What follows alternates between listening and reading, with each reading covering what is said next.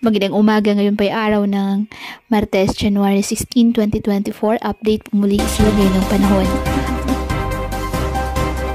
Ayon sa Pag-asa, Shareline ang nakakapekto sa northern and eastern section ng Mindanao, habang northeast monsoon nakakapekto sa Luzon at Visayas. Wala pong bagyo o low pressure area na minomonitor sa loob ng ating PAR na maaaring makaapekto sa lagay ng panahon.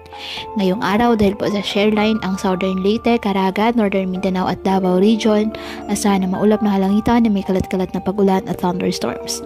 Ang Cordillera Administrative Region, Cagayan Valley, Aurora, Quezon at Bicol Region, asahan din na maulap na halangitan na may mahihinang pag-ulan dahil sa amihan. Ang Metro Manila, nalalabing bahagi ng Luzon at nalalabing bahagi ng Visayas, asahan pa rin ang bahagyang maulap hanggang sa maulap na halangitan with isolated light rains dahil sa amihan. At ang nalalabing bahagi ng Mindanao, apektado pa rin po ng Shareline at ng mga localized thunderstorms. Kaya patuloy po natin na pinag-iingat ang ating mga kababayan sa banta po ng mga pagbaha at pagguho ng lupa, at ugaliin na magdala palagi ng payong o kahit anumang panangga sa ulan sa tuwing lalabas ng ating mga tahanan. At yan po muna ang update sa lagay ng panahon ngayong araw. Muli, patuloy po tayo na mag-ingat at palaging tandaan, God loves you.